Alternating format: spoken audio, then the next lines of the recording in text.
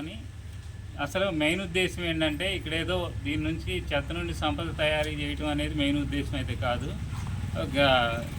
గ్రామాలని పరిశుభ్రంగా ఉంచడం, ఏది సంపద సృష్టి చేయటం. సంపద సృష్టి అంటే సంపద అంటే ఆరోగ్యం.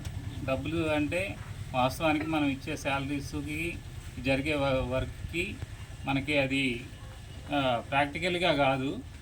సంపద అంటే ఆరోగ్యం అన్నమాట. ఇక్కడ ప్రభుత్వం దృష్టిలో ప్రతి విలేజ్కి అది వీధికి వస్తాయి. ఒకవేళ ఎక్కడన్నా షార్టేజ్ ఉంటే డే బై డే వచ్చేటట్టు మేము ప్లాన్ చేసుకుంటాం.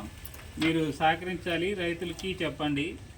చాలామంది ఏం చెప్తున్నారంటే మేము ప్రాక్టికల్గా డిమాండ్ నోటీసులు ఇవ్వడానికి దాదాపు 10-12 రోజులు ఊర్లో తిరిగాము. అప్పుడు వాళ్ళు చెప్పేది ఏంటంటే మేము ఒకసారి తడి చెత్త గురించి పొడి చెత్త గురించి కథలు తీస్తే వాళ్ళు చెప్తున్నారు, సార్ మాకు 20 సెంట్లు పెరడు ఉంది, ఎనమాల ఎరువు కుప్పు వేసుకుంటాము అని చెప్తున్నారు రైతులు. మ్యాక్సిమం నేను తిరిగిన ఏరియాలో దాదాపు ఇదే వచ్చింది. ఆ చివరిన జాలపతి రాంబాబు గారింటి దగ్గర నుంచి అటువైపు ఆయుష్మాన్ భారత్ వైపు, ఇటు నుంచి లక్కన పోయిన కాలంగి రాఘోలు, ఇదంతా తిరిగి వచ్చాము, ఇక్కడ దాకా వచ్చాము. ఇక